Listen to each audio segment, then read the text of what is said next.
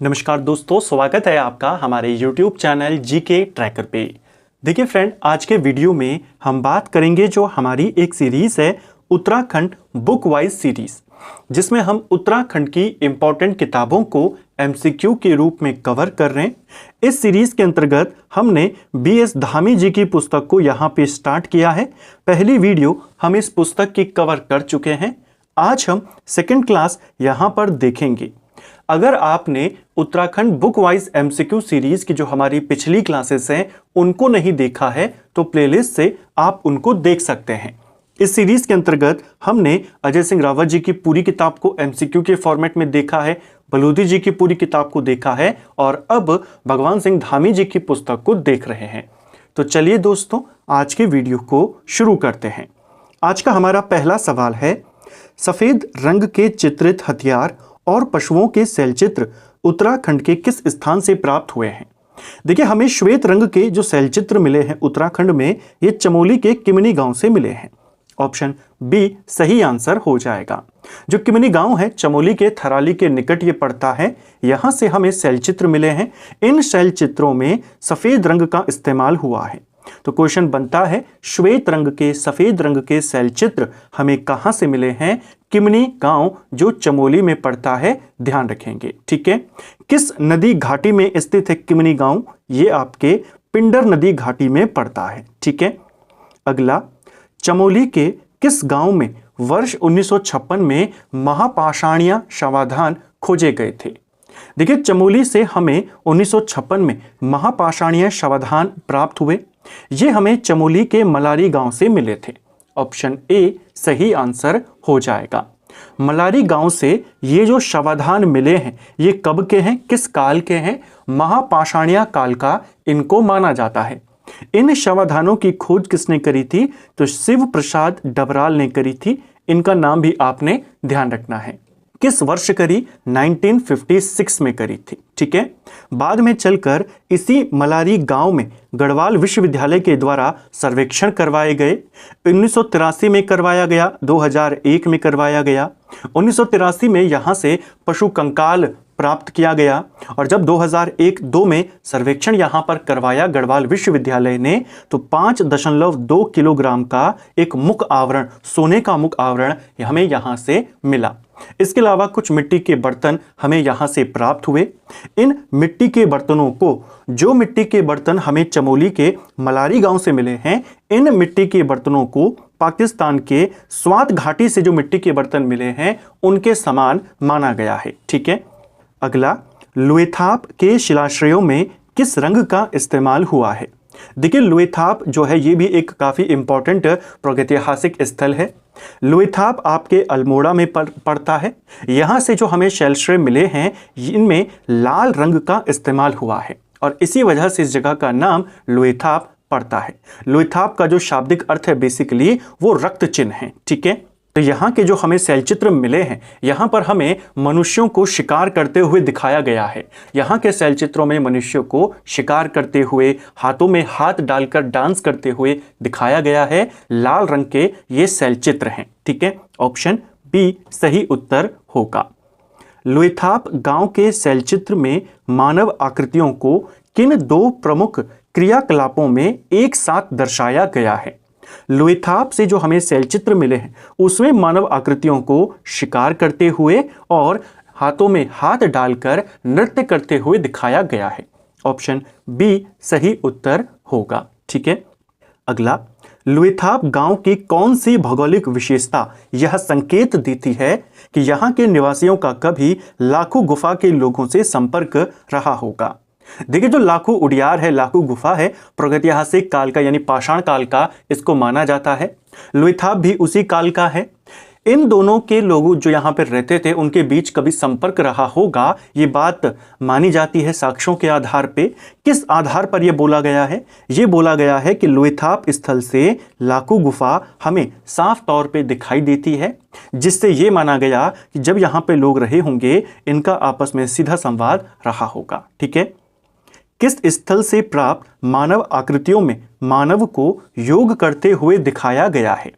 देखिए, मनुष्य को योग करते हुए यानी कि योग करती हुई मानव आकृतियां ये हमें मिली है अल्मोड़ा के फलसीमा से। ऑप्शन ए सही आंसर होगा। लुइथाप में कैसा दिखाया है? शिकार करते हुए, डांस करते हुए। जो फलसीमा है यहां पर मनुष्य को योग करते हुए दिखाया गया है। ठीक है। जो हटवाल घोड़ा है ये भी आपके अल्मोड़ा में पड़ता है। यहाँ के शेल्शरों में सींगों का मुखौटा पहने एक आदमी को और एक भैंसे को दिखाया गया है चित्रों में। ठीक है। और जो पेटसाल से हमें शेल्शरे मिले हैं, शैलचित्र मिले, शैलचित्र यानी पत्थरों पर बने हुए चित्र, पेटसाल से हमें डांस करते हुए चित्र देखने को मिलते हैं। ठीक है।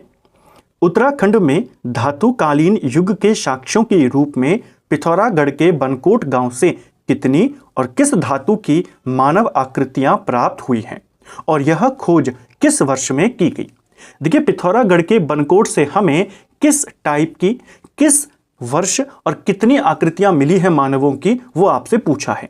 सबसे पहली चीज, पिथौरागढ़ के बनकोट गांव से हमें 8 ताम्र मानव आकृतियां प्राप्त हुई हैं। तो कैसी हुई है? 8 ताम्र मानव आकृतियां जो 1989 में मिली थी। ऑप्शन बी सही आंसर होगा। यहां से मिली है पिथौरागढ़ से। अल्मोड़ा से भी कुछ जगहों पर ताम्र मानव आकृतियां मिली हैं। इसके अलावा हरिद्वार से भी हमें ताम्र उपकरण हमें प्राप्त हुए हैं। ठीक है। तो पिथौरागढ़ के बनकोट से 8 ताम्र मानव आकृतियां कब प्राप्त हुई? 1989 में मिली हैं। ठीक है। पिथौरागढ़ के नैनी पाताल से कितनी ताम्र मानव आकृतियां प्राप्त हुई? पहले बनकोट से हमें 8 ताम्र मानव आकृतियां मिली, बाद में नैनी पाताल से 5 मानव आकृतियां हमें प्राप्त हुई। ये हुई थी 1999 में, 1999 में ये मिली थी। ठीक है। तो इन दोनों को आपने ध्यान रखना है। ठीक है। अगला, निम्न में से किस स्थान से नीले रंग के शैलचित्र मिले हैं? नीले रंग के जो शैलचित्र मिले हैं वो हुडली से मिले हैं। हुडली आपके उत्तरकाशी में पड़ता है, यानी उत्तरकाशी जनपद के जो शैलचित्र हैं हुडली में, उन पे नीले रंग का इस्तेमाल किया गया है। तो नीले रंग के शैलचित्र कहाँ हैं? उत्तरकाशी, हुडली। फड़कानौली एवं पेटसाल के शिलाश्रय की खोज किसने करी थी? जो फड़कानौली शिलाश्रय है, पेटसाल शिलाश्रय है, अल्मोड़ा में ये दोनों के दोनों पड़ते हैं। फड़कानौली शिलाश्रय की खोज 1985 में और पेटसाल शिलाश्रय की खोज 1989 में करी गई थी। ये दोनों खोज यशोधर मठपाल ने करी थी। इसे यशोधर मठपाल यहाँ पे करना। ऑप्शन बी सही उत्तर हो जाएगा। ठीक है। अल्मोड़ा में स्थित लाखू उडियार पर लाल रंग से उकेरी गई जो मानव आकृतियां मिली हैं वे किस काल की हैं? हमने अभी ऊपर देखा प्रागैतिहासिक काल की है, जब मनुष्य को उसकी कोई भाषा नहीं होती थी, लिखकर वो नहीं बोलता था, केवल चित्रों के माध्यम से, सांकेतिक भाषा के माध्यम से वो संवाद करता था। तो जो हमें लाखू उडियार में शैलचित्र मिले हैं वो भी किस काल के हैं? पाषाण काल के। प्रागैतिहासिक काल के अंतर्गत ही आता है पाषाण काल। ठीक है। यशवंत सिंह कटौच ने किस वर्ष लाखू उडियार से 7 मानव आकृतियां की खोज करी थी? देखिए, लाखू उडियार से 7 मानव आकृतियों की खोज 1982 में करी गई दोबारा से, और इनको यशवंत सिंह कटौच ने खोजा था। ऑप्शन बी सही आंसर होगा। लाखू उडियार के बारे में हमने लास्ट वीडियो में भी सवाल देखे थे। यहाँ से हमें कई सारे मानवों के, जानवरों के चित्र प्राप्त हुए हैं। जानवरों में हमें लोमड़ी के, इसके अलावा छिपकली के भी चित्र मिले हैं, कई सारे मानवों के मिले हैं। 7 मानव आकृतियों की खोज यशवंत सिंह कटौच ने 1982 में भी करी थी। ठीक है। यहाँ के शैलश्रियों को मध्य प्रदेश का जो भीमबेटका है वहाँ के शैलश्रियों के समान या उसके साथ तुलना इनकी करी जाती है। राज्य में पुरातात्विक खोज का जन्मदाता किसे माना जाता है?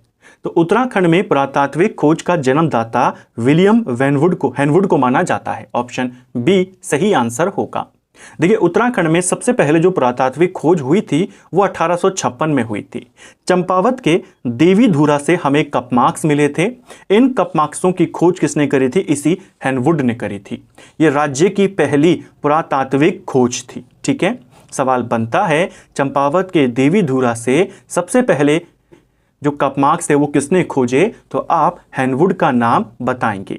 हैनवुड ने इन पुरातात्विक खोजों के बारे में, जो उसने चंपावत के देवी धुरा से करीब 12 कपमार्क्स उसने यहाँ से खोज के निकाले थे, जिनको आग ऐतिहासिक काल का माना जाता है। ठीक है। यहाँ से समाधियाँ भी प्राप्त हुई। देवी धुरा से जो समाधियाँ मिली हैं उनको बुर्ज होम, जो कश्मीर में पड़ता है, वहाँ की समाधियों के समान माना गया है। ठीक है। उत्तराखंड में पुरातात्विक खोज का जनक इसी हैनवुड को माना जाता है। ठीक है। अगला, प्रागैतिहासिक कालीन स्थल कालामाटी किस जनपद में स्थित है?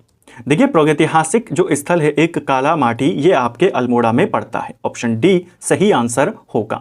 बेसिकली कालामाटी दीनापानी पर्वत श्रृंखला का ही ये हिस्सा है। इसी के आसपास के इलाके में लाखो उडियार हमें देखने को मिलती है। इसी के आसपास के इलाके में फड़का नौली, पेटशाल शिलाश्रय, लुइथाप हो गया, कालामाटी हो गया, ये सारे जो शिलाश्रय हैं इसी दीनापानी पर्वत श्रृंखला के आसपास के इलाके में पड़ते हैं। ठीक है, कालामाटी भी उन्हीं में से एक है।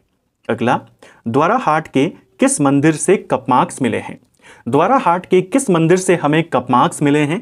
कपमार्क्स यानी चट्टानों पर बने हुए निशान। ठीक है, तो द्वाराहाट में एक प्रसिद्ध मंदिर है अल्मोड़ा में जिसे कहते हैं चंद्रेश्वर मंदिर। यहां से हमें कपमार्क्स की प्राप्ति हुई थी। ठीक है, ऑप्शन ए सही उत्तर होगा। इसके अलावा एक और सवाल आता है, किस मंदिर में 14 नर्तकों का सुंदर चित्रण किया गया है अल्मोड़ा के? वो है आपका कसार देवी मंदिर। ठीक है, पश्चिमी रामगंगा घाटी में कपमार्क्स की खोज किसने करी थी? तो पश्चिमी रामगंगा घाटी में कपमार्क्स की खोज यशोधर मठपाल ने करी थी। ऑप्शन बी सही आंसर होगा। ठीक है, देवीधुरा से समाधान करना सबसे पहले वो हैनवुड ने खोजे थे। देवीधुरा के जो कपमार्क्स हैं वो एमपी जोशी ने खोजे थे। पश्चिमी रामगंगा घाटी में यशोधर मठपाल ने, और जो पश्चिमी नयार घाटी है वहां से यशवंत सिंह कठौच ने खोजे थे। ठीक है, रामगंगा घाटी, कत्यूर घाटी से प्राप्त शिष्ट का अध्ययन कार्य किसके द्वारा किया गया? देखिए, शिष्ट क्या होता है? पत्थर का एक बक्सा होता है जिसमें मृतकों के शरीर या उनकी जो अस्थियां होती थी वो रखे जाते थे। ये शिष्ट हमें कहां कहां से मिले हैं? तो अल्मोड़ा में काकड़ी घाट से मिले हैं, रामगंगा घाटी से मिले हैं, जो बागेश्वर की कत्यूर घाटी है वहां से मिले हैं। इन शिष्टों का अध्ययन किसके द्वारा किया गया है? एमपी जोशी के द्वारा। Option D. अगला, हरिद्वार के बहादुराबाद से ताम्र उपकरण की खोज किस वर्ष में हुई थी? देखिए, हरिद्वार से हमें ताम्र उपकरण प्राप्त हुए। ये ताम्र उपकरण हमें 1951 में मिले थे। ऑप्शन बी सही आंसर होगा। 1951 में यहाँ पर जो बहादुराबाद नहर थी उसकी खुदाई का काम चल रहा था। उसी दौरान हमें यहाँ से ताम्र उपकरण प्राप्त होते हैं। इसके अलावा गैरिक मृदभांड जो होते हैं, यानी जो गिरवे रंग के मृदभांड है, मिट्टी के बर्तन हैं, वो हमें यहाँ से प्राप्त होते हैं। इसके बाद इस स्थल का अच्छी तरह से खुदाई यहाँ पर करवाई जाती है 1953 में। किसके नेतृत्व में ये खुदाई का काम होता है? यज्ञदत्त शर्मा के नेतृत्व में। कब हुई थी खुदाई का कार्य? 1953 में। और मिले कब थे? 1951 में। उसी के बाद ये पूरा यहाँ पर खोजबीन करी गई। ठीक है, किस प्रकार के मृदभांड यहाँ से हमें मिले थे? गैरिक सदृश मृदभांड। ठीक है, हड़प्पा काल के बाद के मिट्टी के बर्तन आमतौर पर ये माने जाते हैं। ठीक है, जो यहाँ से मिले। अगला, उत्तराखंड में किस प्रकार के अधिकांश मृदभांड पाए जाते हैं? देखिए, मृदभांड जो होते हैं वो अलग अलग प्रकार के होते हैं। जैसे एक होते हैं हमारे OCP, ऑर्चरी कलर्ड पोट्री, यानी गैरिक सदृश मृदभांड, जो हमें कहां से मिले थे? हरिद्वार से मिले थे। ठीक है, ये कहां से मिले पूछा जाता है? हरिद्वार। एक होते हैं BRW, यानी ब्लैक एंड रेड वेयर, यानी काले और लाल मृदभांड। 1500 से 1200 ईसा पूर्व तक के ये माने जाते हैं। इसके बाद आते हैं PGW, प्रिंटेड ग्रे वेयर, यानी चित्रित धूसर मृदभांड। ऐसे मृदभांड जिन पर चित्र आदि बनाए जाते थे। आमतौर पे उत्तर भारत में हमें यही वाले मृदभांड ज्यादा देखने को मिलते हैं। उत्तराखंड में भी हमें यही वाले चित्रित धूसर मृदभांड देखने को ज्यादा मिलते हैं। चाहे वो पुरोला से प्राप्त हुए हों, चाहे वो थापली से प्राप्त हुए हों, हमें ऐसे ही वाले मिट्टी के बर्तन मिले हैं। हरिद्वार से हमें ये वाले मिले थे। ठीक है, तो ध्यान रखेंगे, जो मृदभांड उत्तराखंड में मिले हैं, मृदभांड यानी मिट्टी के बर्तन पुराने टाइम के, ज्यादातर किस प्रकार के होते हैं? चित्रित धूसर मृदभांड। ठीक है, टिहरी के अठूर ग्राम से किस वर्ष कुड़िंद मुद्राएं प्राप्त हुई? देखिए, टिहरी का जो अठूर गांव है यहां से हमें कुड़िंद मुद्राएं मिली। कुड़िंद मुद्राओं को 3 प्रकार में बांटा जाता है। एक होता है अल्मोड़ा प्रकार, एक है अमोघ भूति प्रकार और एक है छत्रेश्वर प्रकार। ये कुड़िंदों की किस प्रकार की मुद्राएं मिली हैं हमें टिहरी के अठूर गांव से? ये मिली है अमोघ भूति प्रकार की। तो टिहरी से अमोघ भूति प्रकार की मुद्राएं हमें मिली हैं, जिसमें 36 रजत मुद्राएं हैं और साथ में 2 सोने की छड़ें भी हमें प्राप्त हुई हैं। इन मुद्राओं को, जो ये रजत मुद्राएं हैं, क्योंकि कुड़िंदों में केवल रजत की मुद्राएं किसने जारी करी थी? अमोघ भूति ने करी थी। तो ये हमें मिली है 1988 में। किस वंश की हैं कुनिंद की मुद्राएं हैं, किस प्रकार की हैं अमुक प्रकार की मुद्राएं हैं। ठीक है, ऑप्शन सी सही आंसर होगा। कब ये मिली? 1988 में मिली। इसे भी आपने ध्यान रखना है। तो फ्रेंड्स, ये था हमारा आज का वीडियो जिसमें हमने उत्तराखंड जीके के 20 इंपॉर्टेंट सवालों को यहाँ पे देखा। हमने कोशिश करी इन सवालों को पूरे एक्स्ट्रा फैक्ट के साथ यहाँ पर देखने की। जो हमारी बुक वाइज हम चल रहे हैं उससे एक्स्ट्रा चीज़ें भी हम यहाँ पे कवर कर सकें, उसका भी हमने प्रयास किया। उम्मीद करता हूं आपको आज का वीडियो पसंद आया होगा। अगर आपको ये वीडियो पसंद आई है तो वीडियो को लाइक करें, चैनल पर नए हैं चैनल को सब्सक्राइब करें, अपने दोस्तों के साथ शेयर करें। वीडियो आपको कैसा लगा कमेंट बॉक्स में हमें ज़रूर बताएं। Thank you friends.